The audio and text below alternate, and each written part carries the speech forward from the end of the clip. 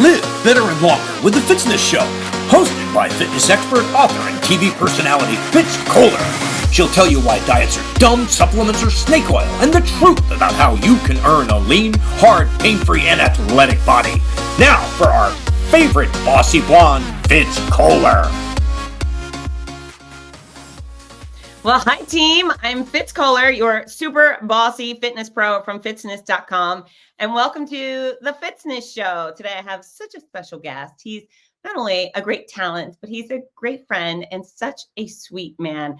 And I'm going to tell you, he's one of the lead vocalists and guitarists and the founder of Sister Hazel. That's right, the iconic band from the 90s that just keeps going and going and going. They're still touring America. They're still touring the world. They've got the Hazelnuts cruises every year, which sell out and incorporate other incredible bands. Or just, you know, their music is timeless and fun. And I've seen them in concert an endless amount of times. But I say it's a bigger band, but it started with just two guys, Drew Copeland and Ken Block. And I met them. I mean, they probably didn't meet me at the time, but when I was a freshman at the University of Florida, and they played pretty much every party I went to as a duo with their guitars out on the microphone. And I was at every party at the University of Florida, every single party that was held at UF in Gainesville. Somehow I made my way to it.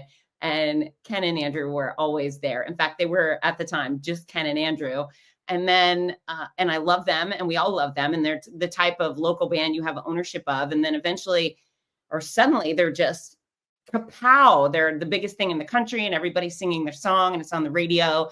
And you know, when you just want good for people because you care about them. And we weren't even personal pals. I just love them so much. And it was thrilling to see the explosion of not only someone local, but just someone you believe in. And so anyways, their music career is extraordinary. But we actually got to know each other because our kids were little at the same time. And sweethearts, as kind and lovely and funny and sarcastic as they are talented on the microphone. So Drew Copeland's with me, and this is a soapbox show. This is soapbox.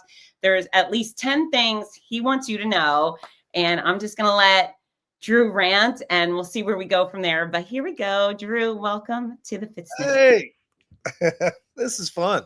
Thank you for having me. Of course. Thank you for saying yes. I've been wanting to ask for a while, but I'm always like, he's so busy. Oh, well, I mean, you and I both are, but it's never too busy for friends. That's for sure. Never too busy. And I got to tell you, every time I go to the Gainesville airport, when I get by our gate, I do a scan for you and Ken. Do you scan for me? Oh yeah. Because I mean, there are certain people that that's our chance to catch up every once in a while. And you're one of those people. So I'm like, okay, well, let's see if she's here. That's so right. Yeah. Like the Thursday or Friday, 6 a.m. flight. That's usually it. Yeah, is usually it. Ken has started going out kind of the night before some now so that he can get on the bus and sleep and not have to wake up at the crack of dawn to make the flight, which is kind of smart. But I tend to stay home as long as I can and then leave first thing. Yeah, I found that too, just trying to make things tight. As soon as an event's over, if I can get to the airport and get home that night, I'll do it. That's me. In fact, Ken and I have something coming up in Los Angeles in the next week or so. And I was already looking to see if we get done soon enough for me to catch the red eye back. Cause you know, when you're traveling back from out there, you lose the whole day. So, so I was just working on that, matter of fact. Oh my gosh. Well, red eyes are brutal though. I actually fear red eyes. I try not to do that. Yeah, they are. They can be. I'm one of those guys though. I can literally fall asleep like anywhere, like almost any time. I can, if I try, I can close my eyes and go to sleep. And so I'm blessed that way for sure. That is a blessing. When I was sick a few years ago, I'd have to get home for chemo. It was like an event Sunday, get home for chemo Monday. And I thought, well, surely being in the state I'm in, I will pass out on the plane. And nope. As tired as I was, I'd just be staring at the ceiling and listening to people breathe, all the other snorers on the plane. So good for you. That is me. I'm the guy with the neck pillow snoring. That's it. At least I'm not the guy. I'll tell you what drives me crazy. At least I'm not the guy that passes gas on an airplane. Like that infuriates me. I don't know if you've ever seen any of my tweets or any of my stuff, but like, man, when that, I literally, there's very few things that make me angry on a plane, But like if somebody is doing that on a plane, it really it's like, dude, we're all trapped in here. You can't control that. Like that really drives me crazy. You know what I want? I want you to say something. I want you to, especially if you can identify the culprit, I want you to get in that person's face. I want you to be that man on a plane. If you think that I haven't thought about literally screaming, please stop farting on the plane, I've honestly thought about it, but I'd stop myself, thankfully, because it would be too embarrassing. But yes. You would be the sort of like Florida man arrested. Yeah, exactly. Because as much as I don't think I do, I obviously have a real Southern accent, and it would probably look really good on national television. So good. Yeah. So good. I love it. Okay, Drew. So you brought me a list. I did. I kind of made a list, and I thought kind of the guidelines were things that people might find interesting about me. I know that there's some things I can rant about if I'd like to. Yeah. And it was funny because as I was making my list, I thought things that I want people to know, about me. I'm kind of a boring person, to be honest. I don't really, I feel that way, at least, thankfully, my oldest child was here. And so I started talking to him about it, and he was like, no, man, you got this and this and this and this. And I was like, you think people care? And he was like, I don't know. It sounds good to me. So, but no, so, one of the things about me that I think people may not know or might find interesting is that I never really had any ambitions of being in the music business. I never found myself to be musically talented. That, I know a lot of people have this in their careers where they have imposter syndrome, where they feel like I don't even really belong where I am. I don't know, they're going to figure me out before this is all said and done. I have certainly battled that for 30 something years, where I keep looking over my shoulder, kind of like somebody's going to point out any minute that I don't know what I'm doing. But it was never really something that I aspired to do. Ken and I met at a tailgating party right across from Florida Field. We were playing Tennessee, and although we were both from Gainesville, we didn't know each other, but we were at a mutual friend's party. And he picked up a guitar and started playing Peaceful, Easy Feeling.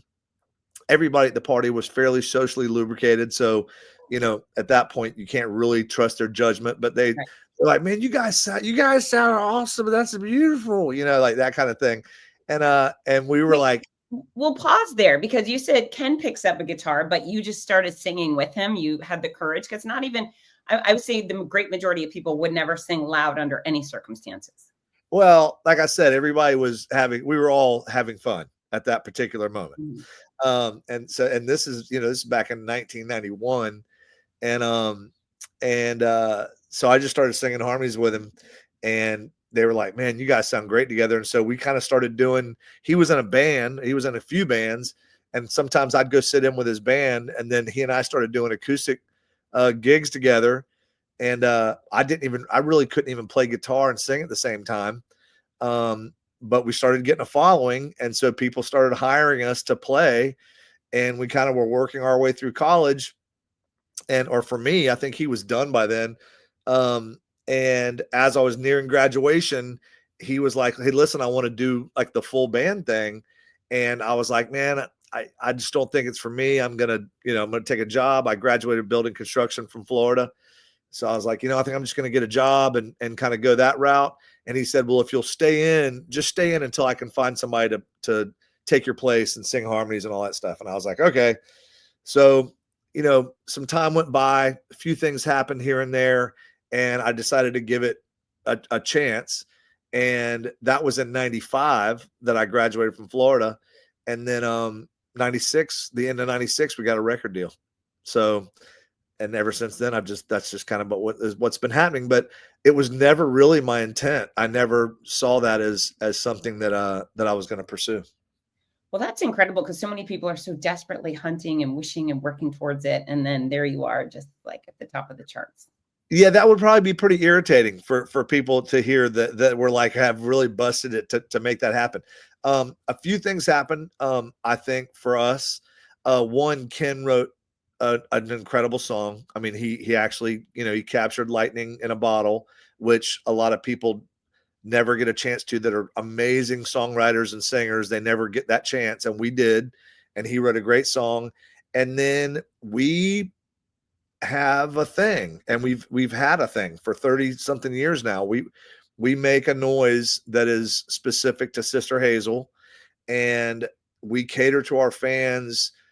I hope that it comes across in a way that is genuine and that shows our appreciation for their support. We've always been very approachable. And so I think those things and trying to be authentic, I think those are the things that have kind of helped us continue to stay relevant to a degree, specifically to our fan base, these 30 something years. So, yeah. Well, your fan base is rabid.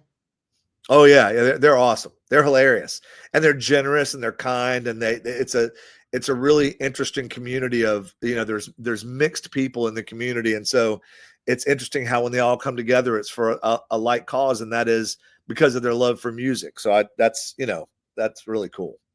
So the last time we saw each other at the airport, I was telling you how much I appreciated your vocals. So there's been maybe a little switch over the past few years, and you're singing more as lead. And it's like, Drew, I feel stupid telling a professional musician that his voice is really great, but you really seem like, wow, really?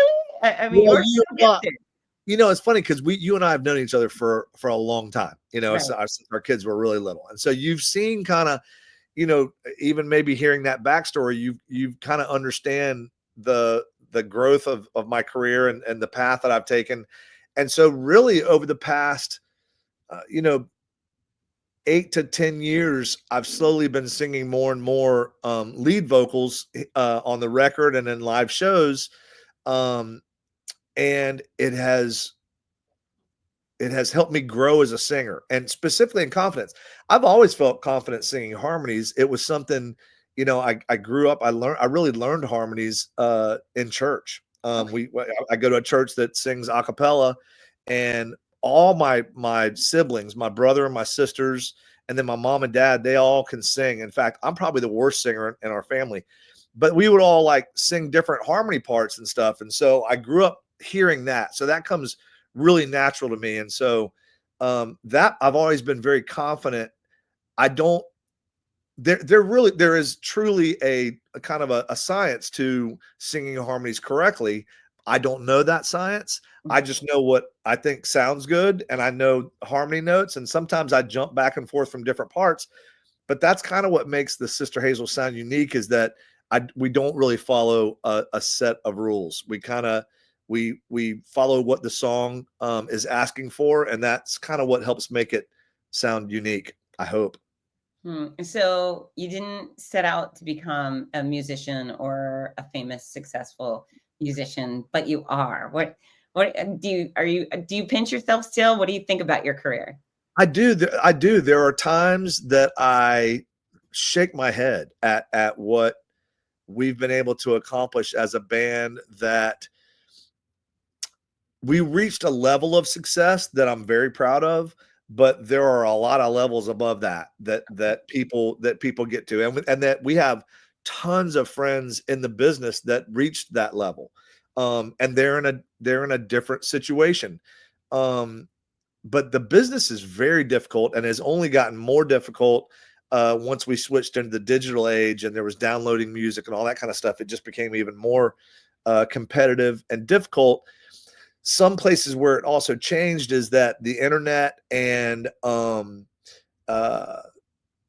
exposure kind of changed, and the way people become popular changed. And so we were still from the old school of, we had to get into in a van and trailer and tour around and play it at clubs and walk into radio stations with our cassette tape or whatever it was at the time to get our music played.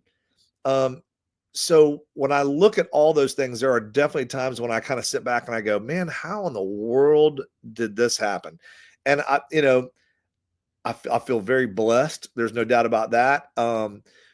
We have been very calculating about the things that we've done over the years, as far as trying to stay ahead of the curve on certain things. We've had different managers throughout the years, and at certain times those managers would fill a role that was really unique for that time period. And so it kind of helped us stay ahead of the curve when the internet started taking off and social media and things like that. And we've been able to keep up with things where I think a lot of bands, if they're people that were leading their group weren't in touch with that, they kind of fell by the wayside. But yeah, I definitely think that and it's really funny with our kids.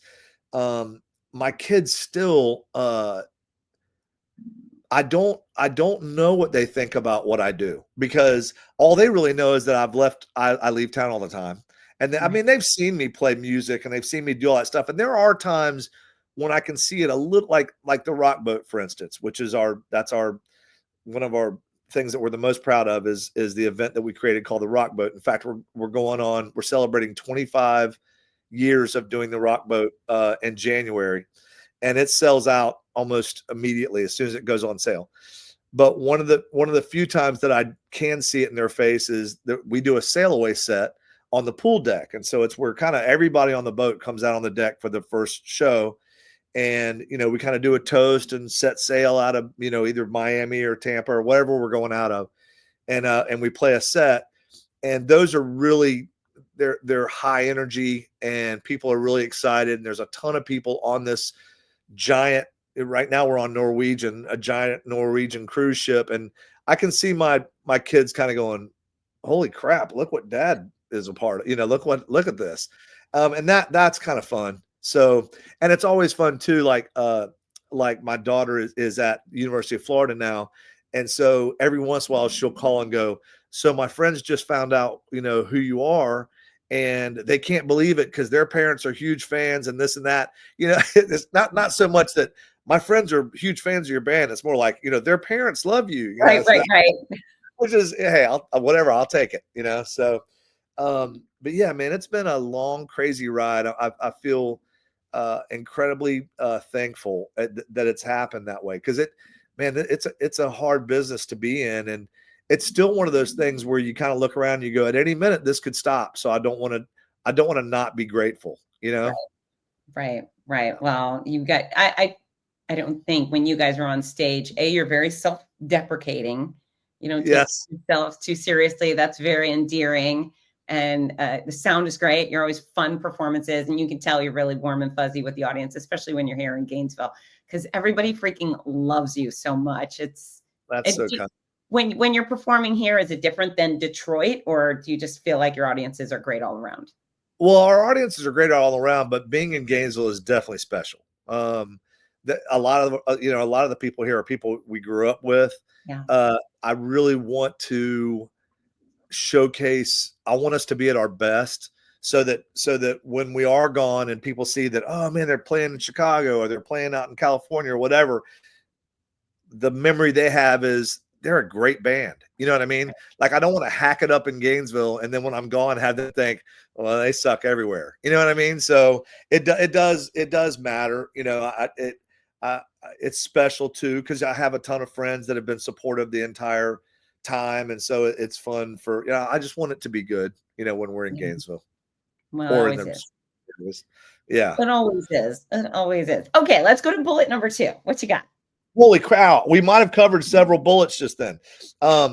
Let's see. All right, something else. See, I feel like I kind of messed up a little bit after we talked prior, because I felt like I didn't realize it was just anything that I wanted to chat about, but so now I feel like okay. If you got something in your head that you just want to throw out there, you can. But also, I love that you did this, because people would love to get in the mind of a rock star. It's pretty cool stuff. You have a unique position in the world, and for everybody to learn a little more about what it's like to be Drew Copeland is pretty fabulous too. So you just keep going, giving me all the good stuff. Absolutely. Okay. I will tell you that. Let's see. Well, it's funny because you talk about the mind of a rock star and what I do. I think and again, I hate to keep pointing to this, but you and I know each other personally. And I think when this is all said and done, although I'm really proud and very thankful for all the stuff that's happened in the band, I don't really want to be remembered for those things. Like, there are a lot of other things I hope people look at and they go, man, he was a great dude and he had an awesome family. He loved his family.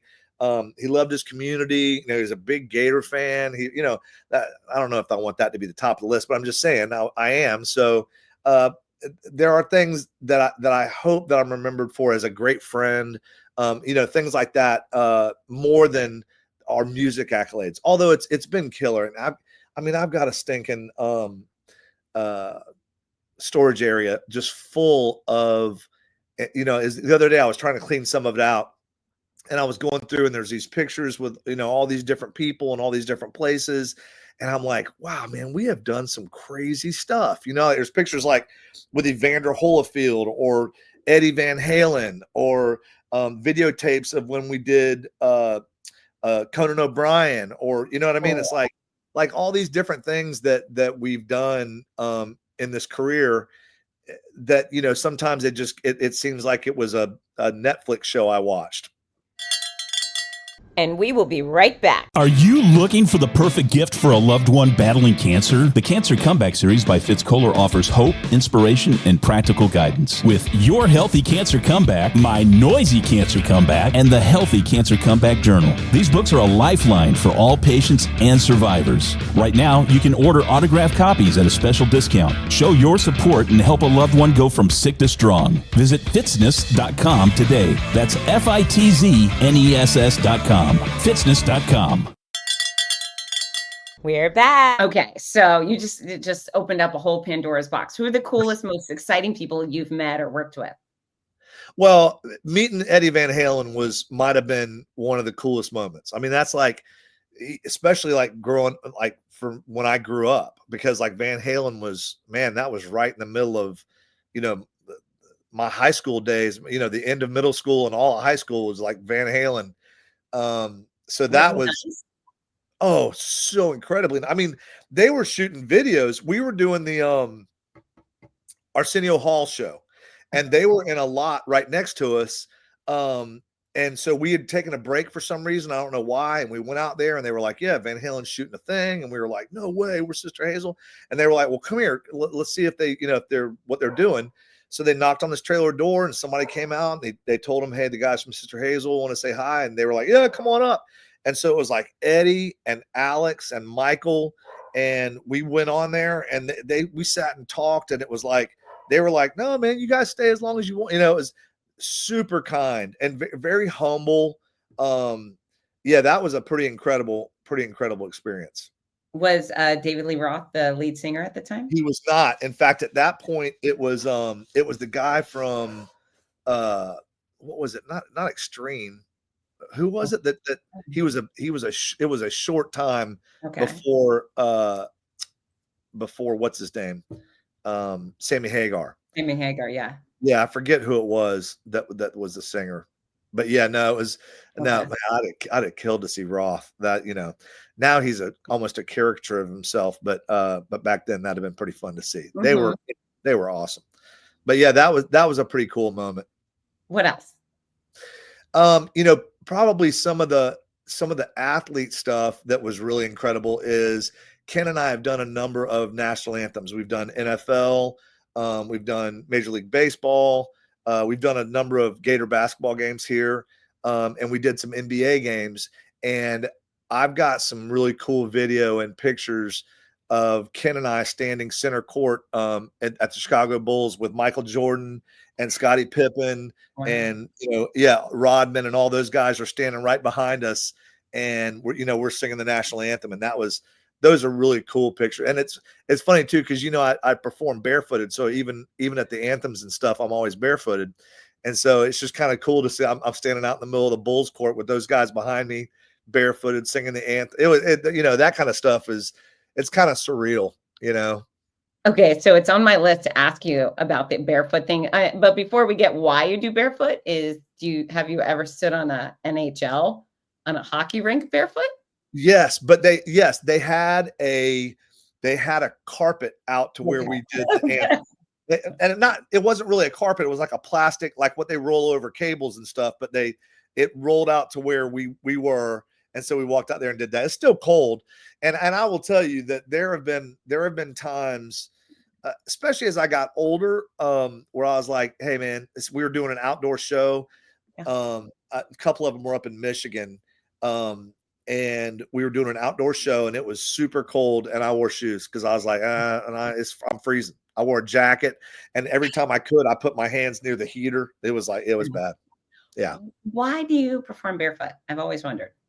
All right. So back when, when me and Ken started, you remember seeing us. I mean, it was just like we literally wore baggies and flip flops and t-shirts and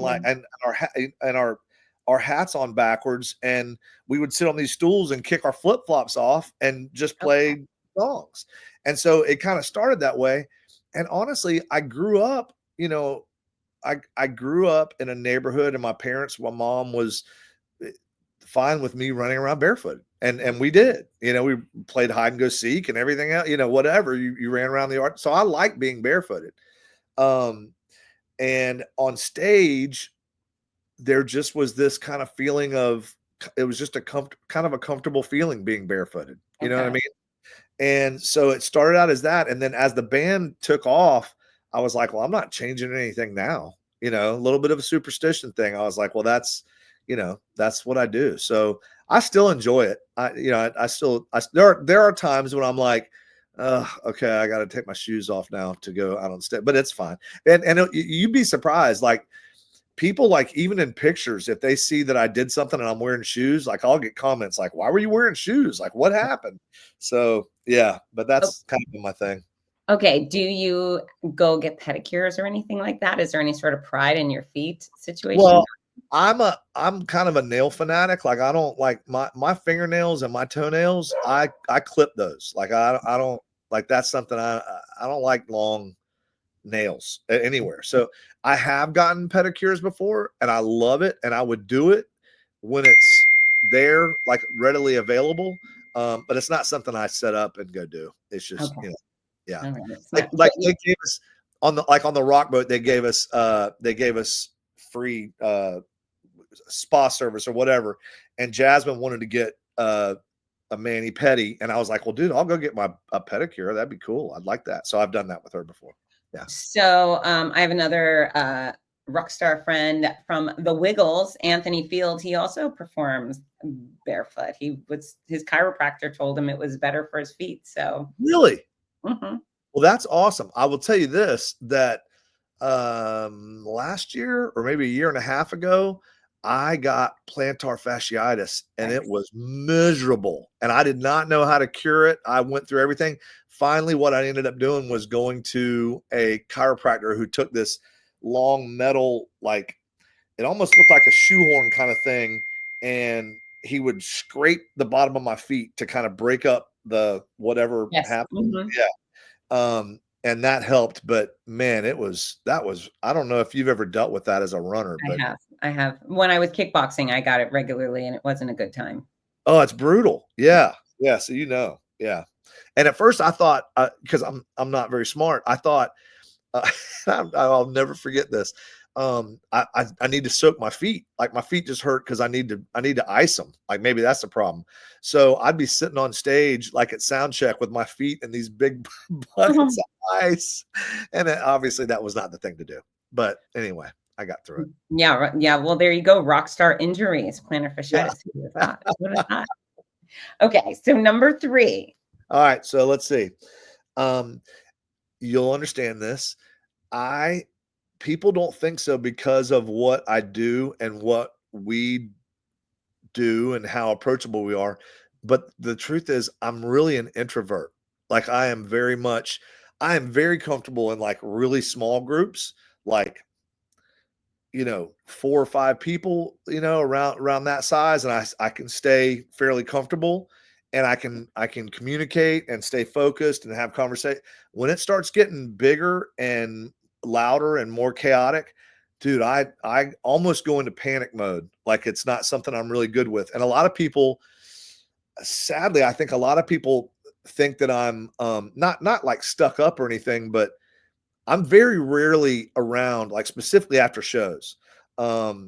It's very rare that you will see me, like, Ken is, and this is what makes us a great duo, because Ken can go out and he'll talk to every person that came to the show, and he'll take pictures and have real brief conversations with everybody.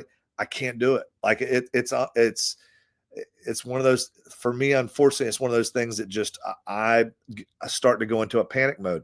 So for anybody that has experienced me and they've thought, man, he's pretty standoffish. Nah, I might have just been kind of freaking out a little bit and needed to kind of get set aside. But if you catch me in a small group, man, I'll talk your head off. And do you feel like you have an on switch? Because I definitely have an on switch. Similar when I'm never an introvert, but if I'm at a party, I don't want to be the center of attention. I'd rather sit in the back of the room. I'm the center of attention enough when it's my turn, when it's my job, I stand on the stage and do the thing. But when I'm not, I'd rather just, watch other people or have private conversations. Do you feel like it's time to be Drew and then you go? 100%. And I'm not resentful of that at all. Like I'm like, yeah, that's part of my job. And now I'm going to go do that. And then when I get done with that, I'm pretty tired, and I'm pretty worn out, like thinking back to the rock boat. My family comes with me every year now. They for a long time they didn't come because they were little, and it was kind of like a spring break for adults. So it wasn't really perfect for small kids. But as they've gotten older, they come with me all the time. So, and they're always like, well, come on, let's go do this. Let's go do that. And I'll be just getting done with like an hour and a half meet and greet or a show of some sort or whatever. And I'll come back and I'll be like, no, I'm just going to chill. It's because I'm pretty spent by that time. But again, that's like, oh, poor guy. He's popular. It's like, nah. I'm really good in small groups. So that would be something I think that people that see me in different times would not expect. And I can vouch for that. Yes. Yeah. So charismatic, so personable. All right. What's next on your list? Let's see. Well, I will tell you that early in the band's career, I was single and the band was, things were kind of happening, and it was a pretty wild time for the band, being all over the place. So I like rode motocross.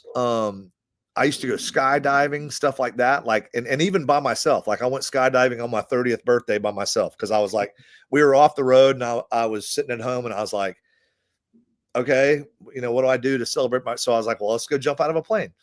Well, the record label in New York heard about what I was doing. And well, actually the way they found out was I was riding motocross one day and I wrecked and broke my collarbone. And so I had to play shows with a broken collarbone, which was pretty obvious.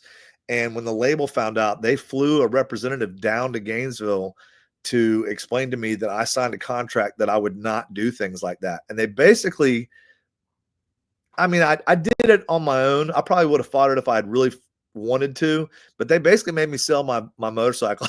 They were like, man, that's not part of the deal. You can't go doing that. We kind of own you a little bit. And so I thought that was kind of an interesting thing to have happen. It's very interesting. I can imagine also that they did save your life or save your head or something like that, because that stuff is pretty dangerous. It is pretty dangerous. And at that, like I said, I kind of prefaced that with, we were all kind of off the rails at that time. So it was, there was nothing really out of reach for us. The other guys, most of the guys were married even at that time. So a lot of them weren't quite pushing the limit. But I was at that point. So, well, at least you did it for a while. But yeah, that's interesting to kind of be tamped down as a grown-up, right? Yeah, it was a little weird. And I was a little rebellious against it at first. And then as I played guitar with a sling on, I was like, that motorcycle is probably not that great of an idea anyway. So yeah, so I ditched that idea. Let's see. Well, I don't know. What is there anything that you've ever wanted to ask me? Oh, yeah. Okay. So this is very, very personal, but when we show up at the airports and we see each other multiple times a year, if that's an understatement, but you and Ken, I believe, are pretty much besties. You're almost like brothers. I feel like the relationship. Very much. But when you're at the airport, you don't sit together. Yes. What's that about? We don't travel together either. We don't. In fact, if by random chance they put us in seats next to each other, we laugh about it because of how we don't do that. We spend a lot of time together. And he and I definitely have the most alpha personalities in the band. And you got to remember, we've been together since 1991. Like, we've been somewhat codependent since 91, and very strong personalities. And we have very like I would drop everything. If he needed help, I'd drop everything and go help him. If I needed help, he would do the same for me. Very much like brothers, but we have very different views of a lot of different things. Everything from religion to politics to, I don't know what, we have a lot of things in common as well, but there are some things that are very different. We're on total opposite ends of the spectrum. And so our relationship is complicated, but it is family. But it's just like a family. I mean, and honestly, the 5 guys are like that because we're all very different. And there's a lot of things that we have in common. But I think that if we had, none of us, just to be fair to Ken and to myself, none of us sit together. Like when we're all 5 on a plane, we're all sitting somewhere else. We don't ever choose to be next to each other. Well, this is what I've seen is in the at the gate before you board, you'll sit in different places. And in my mind, I think, well, that's pretty strategic. They probably suffocate each other or at some level, and they just take their like mutually agreed upon time apart.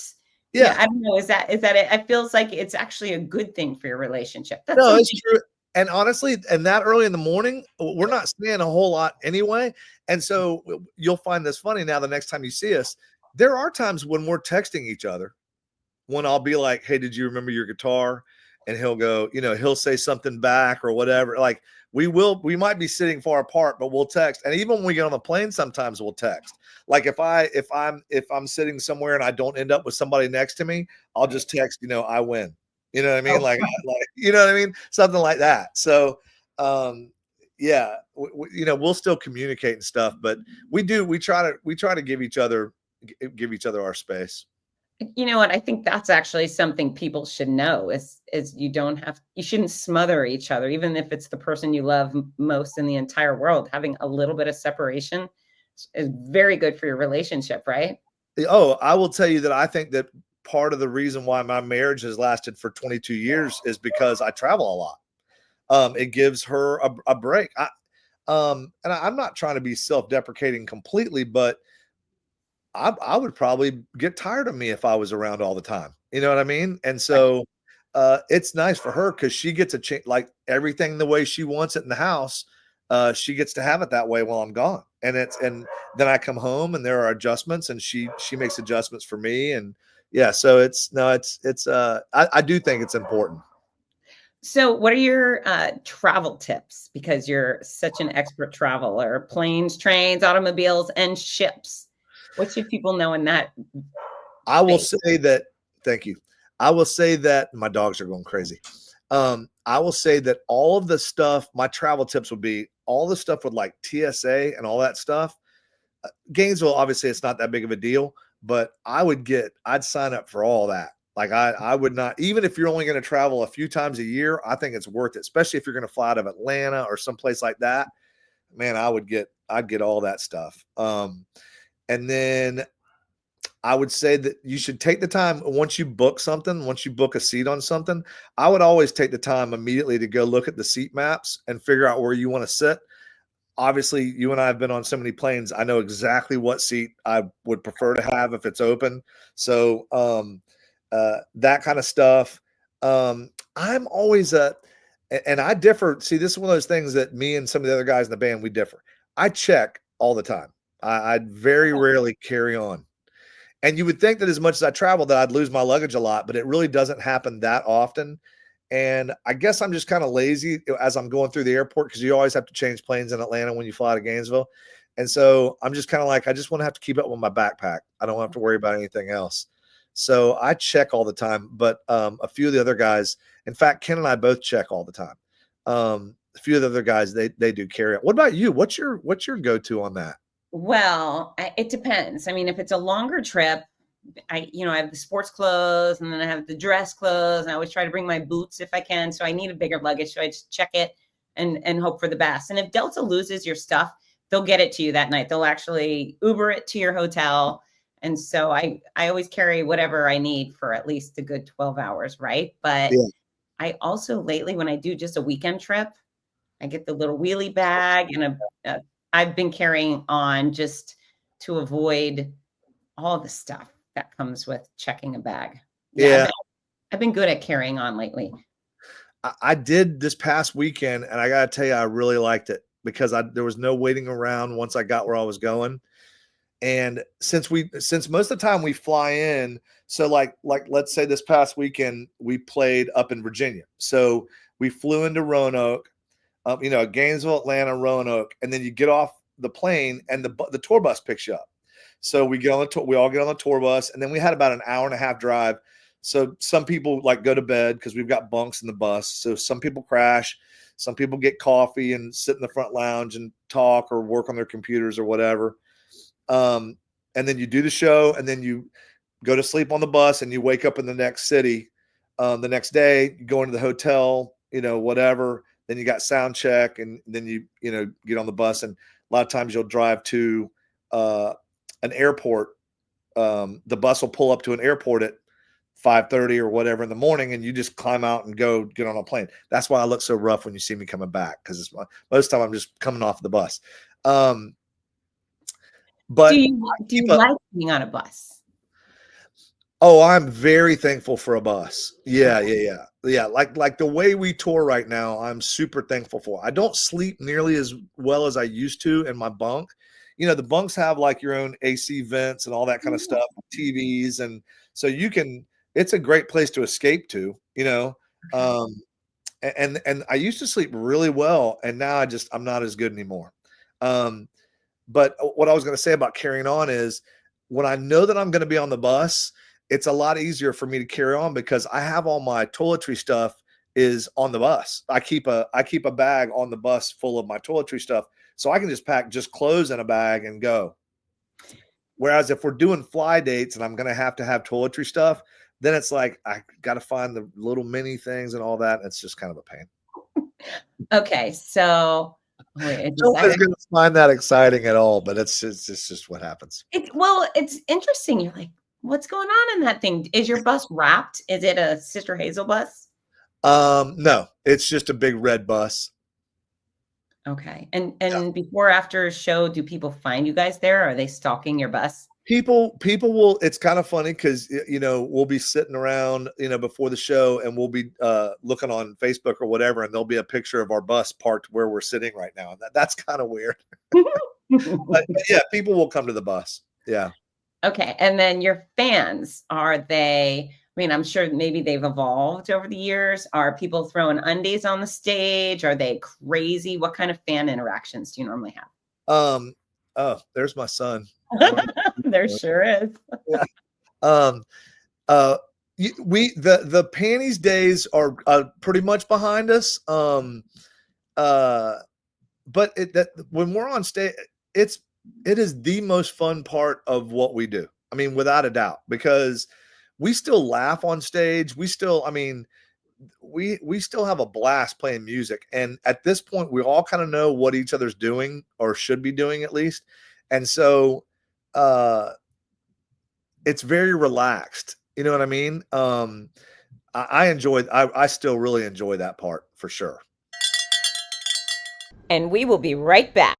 Wouldn't it be fun to feel like a celebrity on race day? Imagine if all the spectators between the start and finish line were calling your name. Well, they would if they could. And that's why you have to tell them by ordering the Name Bib Kit at penandpaces.com. It's a waterproof, tear-proof bib. You can put it on your chest. It comes with 2 sets of alphabet stickers for you to write your name. And so as you cruise on by, everyone can say, go Katie, go Jamal, go Susie, whoever you are, they're going to cheer for you.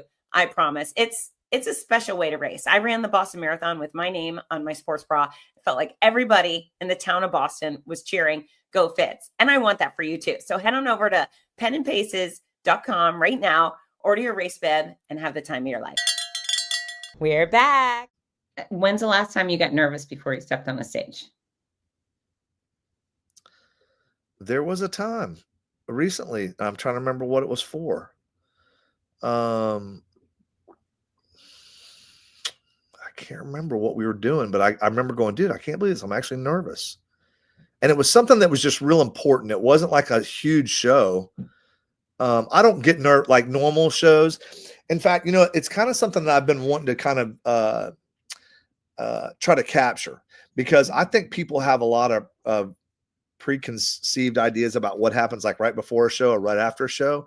And I think I'm going to start videotaping like what's actually happening right before and right after a show, because it's just not the same. It's not, well, first of all, every night's not the same, but it's probably not what people think is going on, but yeah, no, I haven't gotten nervous in a long time. I will remember the one time that Ken and I both got nervous. We were doing the national anthem for the Tampa Bay Buccaneers. Wow. It was a Monday night game, and it was, I don't know if you remember this, but do you remember when Hank Williams Jr. Said that Obama was like a Hitler or something? He called him. I don't remember that.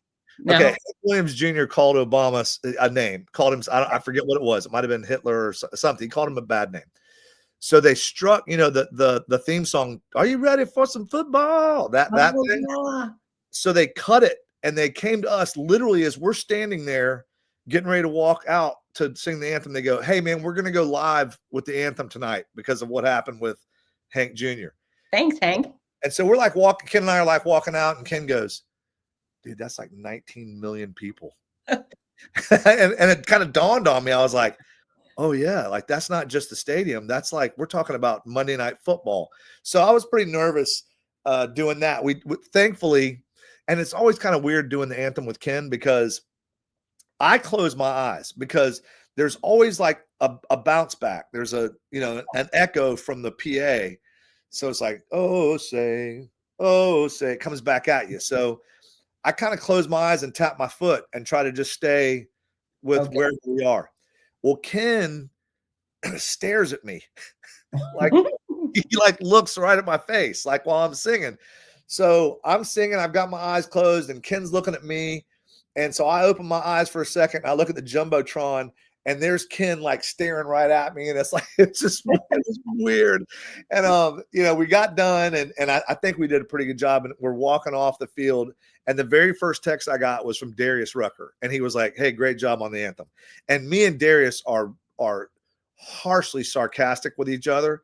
And so for the fact that he texted and said, "Good job," I was like, oh man, we must have done great, because he wouldn't have done that otherwise. You know what I mean? So, yeah, I was pretty nervous that day. I bet. So 2 things. I've announced races inside football stadiums, Jacksonville Jaguars, the Charger Stadium in San Diego, and the echo is dizzying. Yes. I have to slow down and just focus, and nobody gives me the courtesy of the ear thing. So it's very, very difficult. I don't know I just don't know how you do it. Like, because you're also worried, dude, don't forget a word. Like, don't forget the words. You know what I mean? So, not that song. Yeah, not that song. So it is really, really difficult. So was there a boost after you were live on Monday Night Football? Was there a boost in Sister Hazel sales or concert requests? I don't know. I didn't really check. Okay. Yeah. All right. For that one. Okay. I've heard you guys sing the anthem. It's always spectacular. Actually, you know what? I would love to get your anthem on an MP3 from my races, because sometimes we don't have a live singer. I would love to play you guys if that's allowed. I had told Ken that he and I should record that sometime. Yeah, that would be a lot of fun, and people would love it, and it would make me happy. So just little request. Okay. All right. So you mentioned Darius, and I've seen that you do have a friendship in a variety of ways. Tell folks about that, and then what other popular artists do you collaborate with? So the Hootie guys were just kind of in front of us when we started out. So they had, they got a record deal before us. They, their album sales, and then they sold exponentially more than we did. Okay. But we've been friends with them since then. I mean, we were all still in vans and trailers when we became friends, and then we've stayed friends like that entire time. And I would just tell you this about the Hootie guys, and they are obviously world famous. He's probably one of the most recognizable people on the planet, and they are the same kind people that they were back then. I mean, nothing has changed. So they are great guys. Through the time period that we came up, we actually became friends with a lot of different bands. Some bands we've grown apart from, we don't see as nearly as much, but you know, there's Edwin McCain and the guys from Tonic, and Gavin DeGraw. He actually opened for us. His very first chance to get out in front of people was opening for us, and he's been a friend forever. And we don't stay in touch with the Matchbox 20 guys as much anymore, but like Ken and I went to Rob's wedding, and you know, a lot of those guys that we've come across, it was a really cool time period, because right before that time period, bands were actually really competitive. Like it wasn't there wasn't the support system that kind of came along when we did.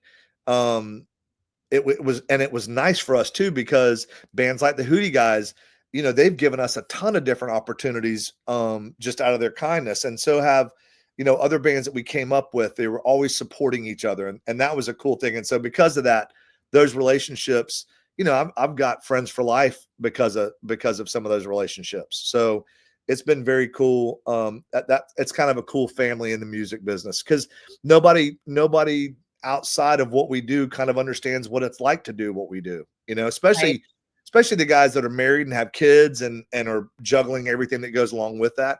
And then some of the older guys that have already been through it. Like, yeah, I was out so Stan Lynch was the drummer for Tom Petty and the Heartbreakers for like 17, 20 years, something like that. During all the, you know, during Damn the Torpedoes and all that stuff, Stan was there. So yesterday I was out at his house writing a song, and he's one of those guys that honestly, if it wasn't for him, I would not still be in the band, because when we went through difficult time periods, which we have, Stan was always the guy that was like, hey man, that's not a problem. The most important thing is to keep the band together, you know, and that's coming from a guy that, you know, ended up getting kicked out of his band. And he's like, you know, keep the band together. Here's how you work through this. Here's how you work through that. And those kind of things were really important. And it meant a lot coming from somebody that had done it. You know what I mean? Whereas, you know, anybody else that had come up and gone, hey man, can't y'all just get along? I'd be like, dude, you don't understand. But, you know, but we all do understand each other. So that kind of stuff helps. Did you have relations with Tom Petty? No, I never got to meet Tom. Really? Yeah. And that was a bucket list thing for us too, was to play with them and the Heartbreakers. And we never had a chance to meet. Yeah. It's kind of crazy. Wow. Yeah. I would have thought that at some point we'd get that opportunity, but it just never panned out. Wow. That's interesting. And in my mind, I just would have expected it. Yeah, no, I will tell you a crazy story. Back in, I guess it was around 98, 99, we were recording out in LA. And at that time, Stan was out there working on Don Henley's record Inside Job. And so I'd be at the studio in LA, and we'd get done recording, and I'd drive out to Malibu to Don's house, to where Stan was working on, you know, the record. And one night I was out there, and me and Stan were talking, and Don came in, and I'd met Don before, but very briefly. And so Don came in, and he brought in a bottle of red wine, and we were sitting there drinking wine. Like me, Stan Lynch, and Don Henley were sitting in Don Henley's little living room area, drinking wine and talking about music and stuff. And you talk about one of the moments where you're like, how did I get, like, why am I here? Like, how did this happen? Like, out of body experience kind of thing. So we sat there and we were talking, and I tried to very much to act like I belonged there. And we went to take a break, and Don was, he says, I'm going to go work on some lyrics. And Stan was like, I'm going to work on some mixes. And at the time, don't ask me why, but I was smoking cigars. Right. And so I walked outside to smoke a cigar. And so I'm sitting there on my leaning against my rental car, and there was a bay window on Henley's library where he was working. So he's sitting at this big desk, and there's these shelves of books, and he's got a number of books open and like a number of legal pads, and he's sitting there writing lyrics. And like, he can't see me because I'm a creepy stalker guy outside of his window, and it's dark outside. So I stood there, smoking a cigar, watching one of the greatest songwriters of all time, like working on lyrics. And I'm getting goosebumps now, even thinking about it, because it was one of those moments I was like, holy crap, look at that. And he's one of my all-time favorites. Now, since then, I've gotten to hang out with him quite a bit. One of the coolest things was, as an anniversary gift, when they were touring and came through Orlando, Stan got me and Jasmine some just great seats for the Eagles concert.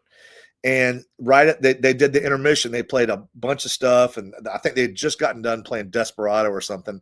Wow. And they went to take an intermission, and one of the managers came out and said, Mr. and Mrs. Copeland, follow me, and took us back to Henley's dressing room. And we sat in there and talked with him like during the whole intermission, and talked to Timothy B. Schmidt, and Glenn was down the hall, and and then we went back out and watched the rest of the show.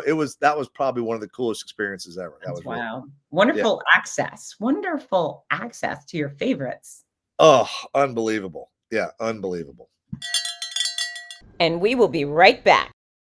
Hi, team. If you're taking my great advice for going outside and getting active, make sure when you do, you're also protecting your skin. I'd like to share with you my favorite sunscreen. It is Kinesis Active. It is built for active folks like you and me, whether you play pickleball or you run races or you go swimming.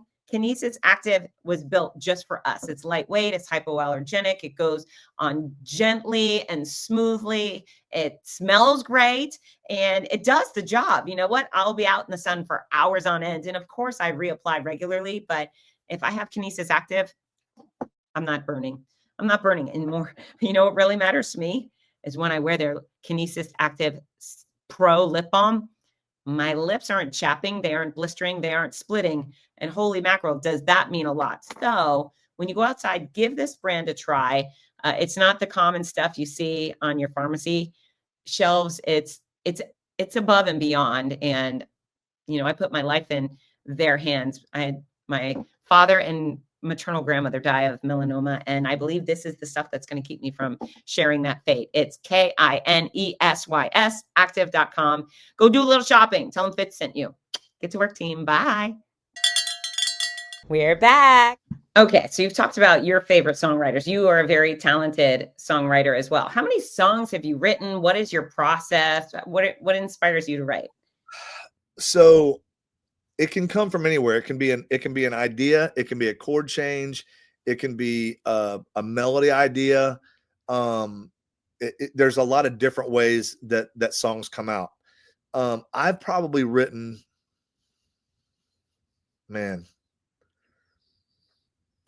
like trying to be realistic, I've probably written 300 or more songs. But you gotta write 300 to get 3 good ones. You know what I mean? It's like people think that and there are people that go through streaks where they write 5 songs and 3 of them are great songs. The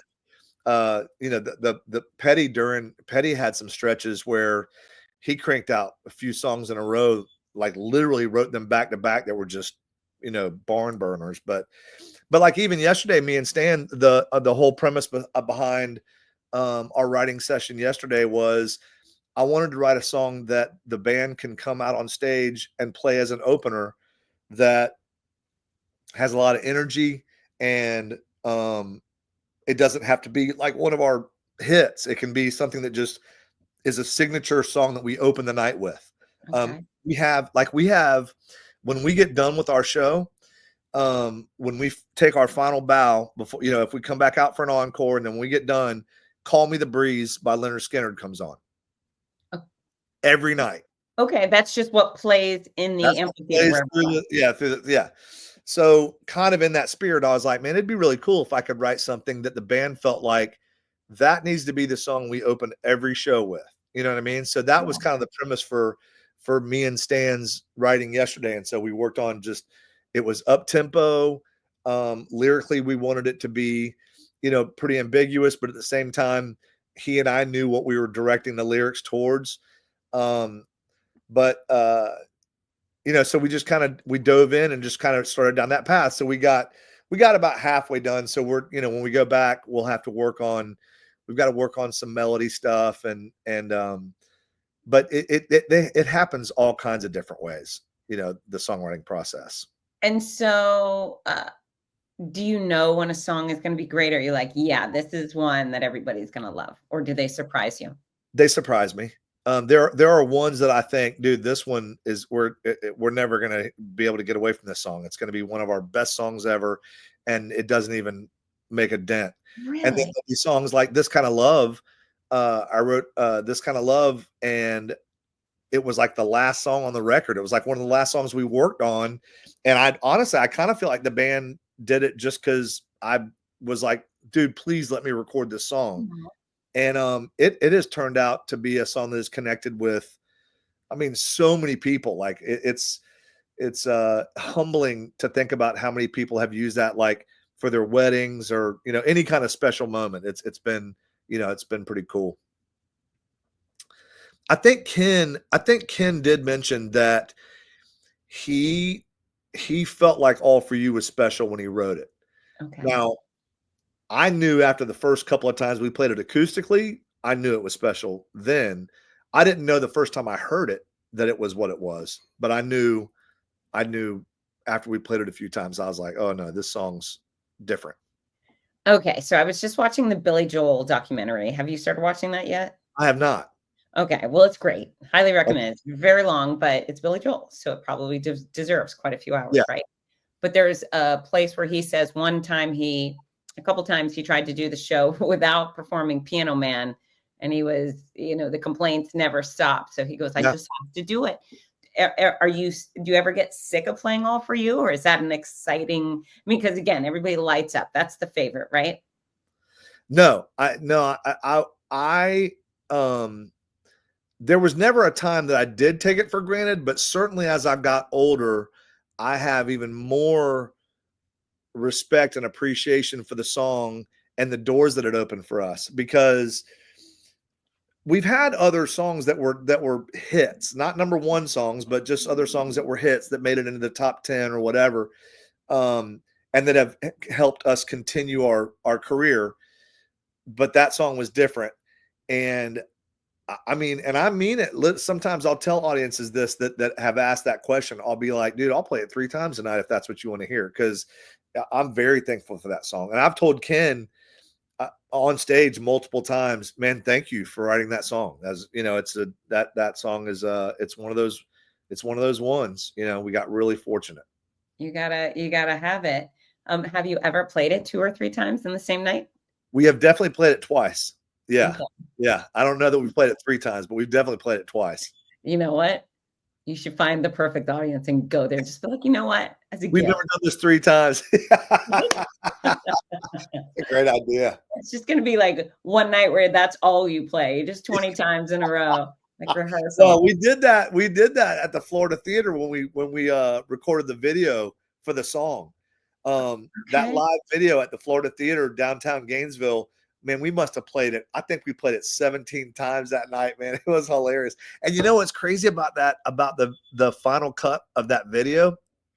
If you look, and she'd kill me for telling you this, but if you look in the front row of the audience of that video shoot, Jasmine's standing right there in the front row. Was she already your girlfriend at the time? No. Really?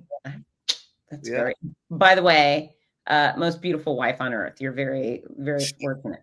She inside and out. I'm a very lucky guy. It takes just like it takes a special husband, it takes a special wife to be married to someone that travels all the time and does what we do. So yeah, I adore her. And she reminds me of Belle, the Disney princess, with her beautiful brown hair. And she would walk down the street for exercise, reading books. Not, I mean, I'm an audiobook girl or something on my cell phone. No, she actually would have a real book walking down the street. It was just ridiculous. And dangerous, but yes. Right.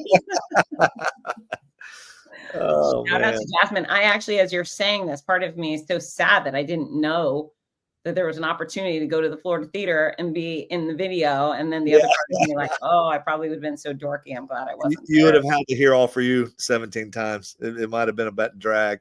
I could have done it. Done it. So you have the Lyrics for Life, which is annual cancer fundraiser for pediatric cancer. That's right.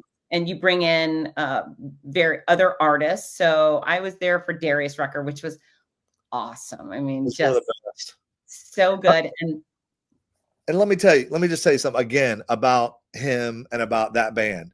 So we pay the artists that come in to help. He donated back everything that we paid him. Oh. He donated it back to the charity. They don't have to do that. And none of us expected him to do that, but that's the kind of dude he is. He's just, and I got to tell you, he gets asked to do, Ken and I get asked to do a lot of stuff. He probably gets asked, and I'm not exaggerating. If he averaged it out, I bet he gets asked to do 2 things a day. He'll get asked to go do something because he is very charitable. He does like to say yes.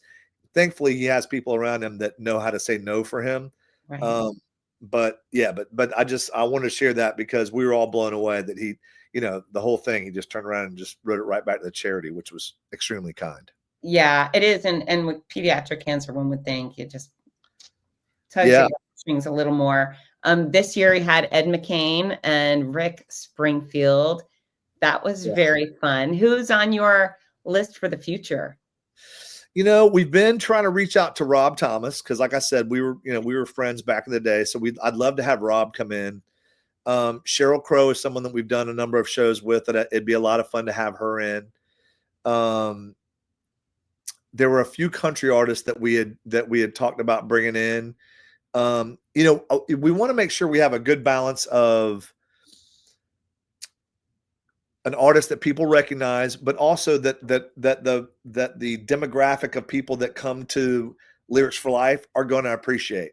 So, and that's a little bit of a hard balance because it's not like you can cater to a bunch of college kids and bring in somebody that just they're going to like, because truth is, Lyrics for Life isn't going to be packed with college kids more than likely. You know what I mean? So it's a hard balance, and luckily we have a number of people that work on it. And then, every once in a while they'll call in a band member to try to reach out to somebody personally to see if they can make it happen. So, that's, I don't know. In fact, I don't know who it is this year yet. They haven't asked me to call anybody yet. So maybe that's not anybody I know. So, well, it's a wonderful event. You raise a lot of money for a wonderful cause. And then it's cool to see you guys having so much fun singing Jesse's Girl with Rick freaking Springfield. Exactly. Were you having as much fun as it looked like you were having? 100%. And he was so nice. And it was funny because his management had said, well, a lot of times in these circumstances, Rick will just do it by himself and this and that. And they were like, I don't know if he'll want to do it with the band or not. We'll try it. So at sound check, we introduced ourselves. We hadn't met him before that.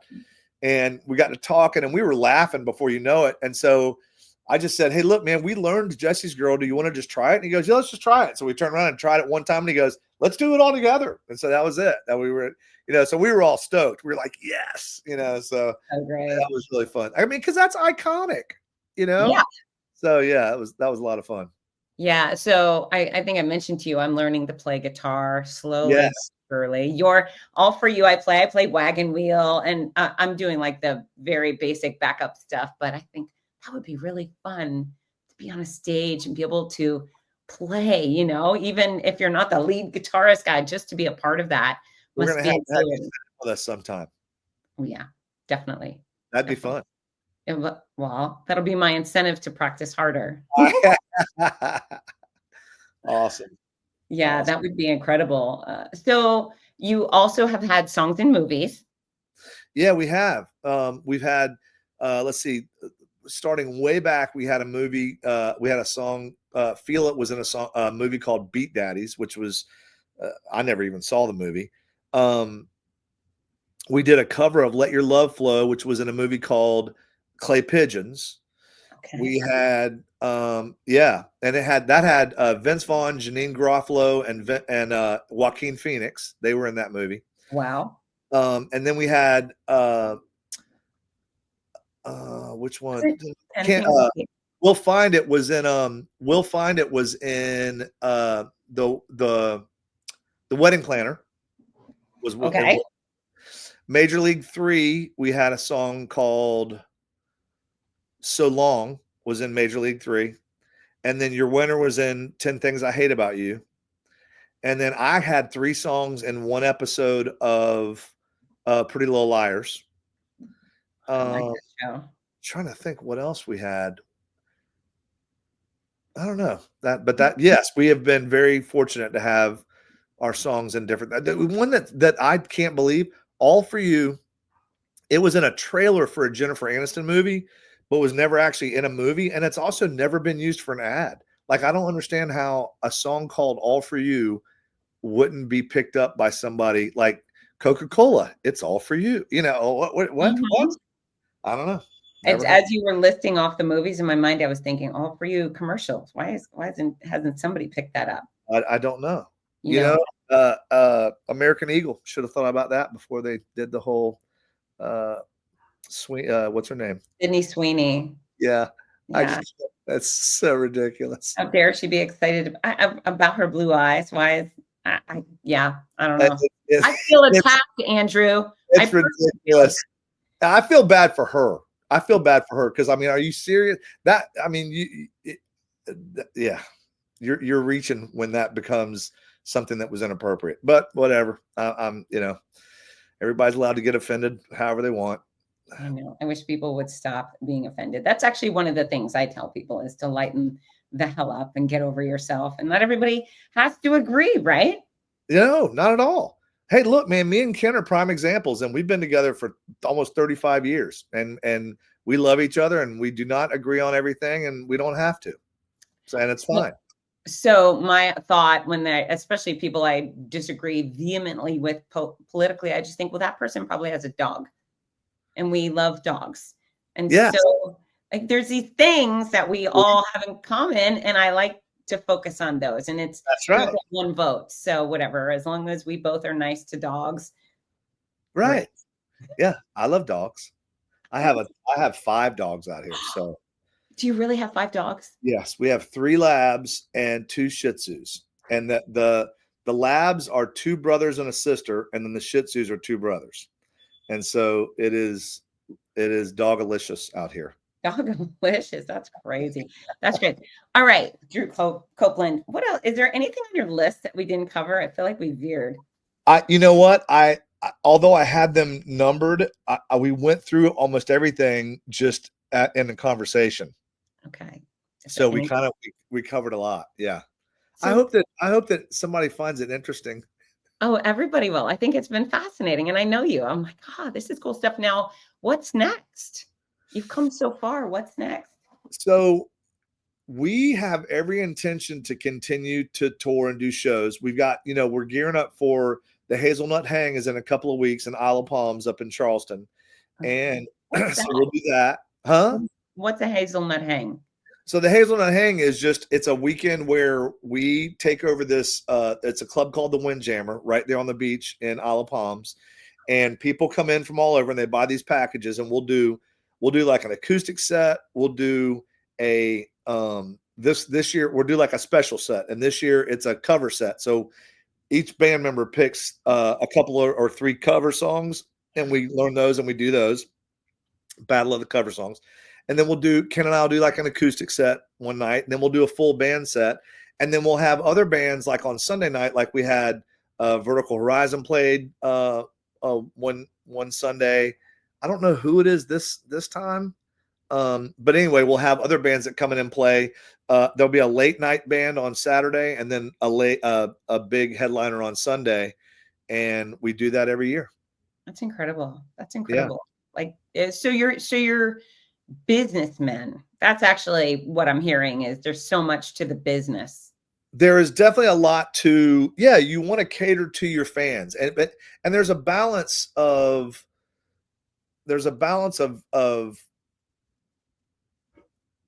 you know, you don't want to go to the well too many times. So, you know, we've got the Hazelnut Hang, we do the Rock Boat every year. Now next year we didn't do it this year, but next year we're doing the European cruise again, which is, you know, it's going to be going from Amsterdam to, I don't know, somewhere. But we get on a riverboat, and we'll play several acoustic sets, full band acoustic sets, and then you tour around these European towns and stuff. It's really cool. So we've managed to, you know, maintain a career for 30 something years, and I don't sense that it's coming to an end unless we all kind of agree. And even if we do agree, I don't see us ever just turning off the switch. I imagine it'll be we'll wind down, but I'm not sensing that right now. I mean, like I said, I was just writing songs yesterday, so you never know. So what is your business advice for a lot of my listeners are entrepreneurs? What is your business advice? Man, there are so many different things, and I'm not a great businessman, but I guess probably the one piece of business advice I would give, and really I get this as much from the things that my wife has done, is if you're passionate about something and you enjoy it, then invest in that. If you find that maybe you thought it was a good business idea, but you're not really excited about it, I might go somewhere else, because in the end, it's not going to fulfill you the way that you had hoped. And I think that people get more out of something that they actually have a true passion for. Yeah, I agree wholeheartedly. Right? Yeah. Yeah. How fortunate to do what you love. Amen. Even on accident, right? Mine wasn't on accident, but hey, lucky. And I'll take it. God had a plan. So I got lucky. So at the end of my shows, I ask my guests to do two things. Number one is a communication tip, something just to help people be better communicators. I would say it's very important to be honest always, but that doesn't mean you always have to say something. But when you do, be honest. Like I don't think it ever serves anybody to not tell the truth. And I know that seems really elementary, but I think a lot of people take for granted the fact that they're giving the other person the respect of making up their own minds about how they feel about something, when you arm them with the truth. So that would be my communication tip, is you don't always have to say something. So if you know the truth is going to hurt and there's no reason to do it, then you don't need to say it. Just, move on with your life. But if you're going to say something, then be honest about it. That's brilliant. That's brilliant. Sometimes I do feel like the most important things I say are the things I don't say, when I just shut up. Very hard for me. I'm being serious. There are a lot of things in my life I'd have been a lot better off probably not saying anything. But I will tell you this: you don't ever have to worry about knowing how I feel, for the most part. And what I tell you will have been the truth. From my opinion, it would have been how I felt about it. So anyway, I agree. Sometimes I'll give someone a compliment on health or fitness, and they're like, no. And I think, trust me, I do not blow sunshine. There's no benefit for you if I blow steam and then you get worse. So right. Yeah. 100%. You'll know where I stand, whether you like me or not. Okay. And then the other thing, we do song of the show. So we want someone to download a song and listen to it while they are exercising in some fashion. What song do you think they should add to their playlist this week? Ooh, what song would I add? Man, and it's probably because I spent time with him yesterday, but I think I would put Wreck Me, Tom Petty. You wreck me, baby. Yeah. Into you move me, honey. Oh yes, you do. I that's a great song, and that'd be a great song to work out to too. So That's what I would go with. What type of exercise should they do to that song? You could. I mean, that's really good for anything. You could do a spin class. That's got some tempo. And also it's just kind of a rocker. Like it's an old school rocker. I think you could do anything really. Lift. You can do whatever you want to that song. All right. I'm going to add that too. I have a Fitzness Spotify playlist. So I'm going to put that there. And I'm going to put all free. What Sister Hazel song should we add to the playlist?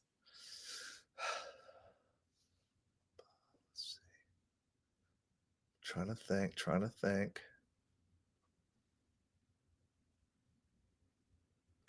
Man. You're going to have to edit this because this is taking me a minute. What would be a good Sister Hazel workout song? See, you're asking the wrong person because it's mine. So it's like, I don't know what I would work out to. I feel like, do you ever see the SpongeBob where he's like 1 month later? Yeah, that's me right now. I'm literally going through like our set list. Like, what's a good? This is fascinating. Because I mean, you want it to be up tempo, Ideally, but maybe they're doing yoga to it, Drew. They could be doing all sorts of exercise. That's true. Change your mind is a great that is a, and I know that I totally could be cheating and like maybe I'm taking the path of least resistance, but even the message of that song, keep going, man. Just if you want to be somebody else, change your mind. That's a great exercise song. Yeah. I love it. I'd go with. I love it. That's actually a message we try to relay to my listeners all the time is you got choices, make them right. That's right. Make them good. Okay, Drew. So I'm sure folks are going to want more. Is it sisterhazel.com? Where's the best place for people to find you, follow you, come see you live? Yeah, sisterhazel.com. And then you always have Instagram, Facebook, TikTok. I don't know if we're doing much Twitter or X. I don't know if there's much on there. But all the social media places will tell you what's going on. But the website's great. Okay. sisterhazel.com, the home base. And folks, if you haven't already done so yet, you could click subscribe on the Fitzness Show. Come see me on Instagram. And thank you so much, Drew. I've really wanted to invite you for quite a while, and I've just been pausing because I've just assumed you were busy. So, well, I'm actually honored that you did. I appreciate it. I love you. Yeah, I adore you. I light up when I see you at the airport, and when you're not there, it makes me sad. I think, where are they, those slackers? Well, I feel the same way, and I love your family, and I'm thankful that we have been friends for as long as we have. Yeah. Oh, and then also the best, I had a free performance by Drew at my son Parker's. I think it was like his 6th birthday. Drew came and played the air horn to launch the stupid balloon toss or something like that. That's right. That's it. That was we got fun. A real pro here on the air horn. Okay. This is how we end the show. You have to tell everybody to get to work and be aggressive about it. All right. It is time for you to get to work and be aggressive about it. Okay, I meant you to be aggressive about it. You get to do it again. Get to work. All right, everybody, get to work. I love you all. Bye. All right. Hi, this is Rudy Novotny, the voice of America's Marathons. We all love how much running has benefited every aspect of our lives, so much so that most of us only wish we'd started sooner. Wouldn't it be wonderful to gift the opportunity to children of today? Well, you can. The Morning Mile is a before-school walking and running program that gives children a chance to start each day in an active way while enjoying fun, music, and friends. That's every child, every day. It's also supported by a wonderful system of rewards, which keeps students highly motivated and frequently congratulated. Created by our favorite fitness expert, Fitz. Morning Milers across the country have run over 2 million miles and are having greater success with academics, behavior, and sports because of it. The Morning Mile is free to the child, free to the school, and is inexpensively funded by businesses or generous individuals. Help more kids get moving in the morning by visiting morningmile.com. Champion the program at your favorite school or find out more about sponsorship opportunities. That's morningmile.com. Long may you run.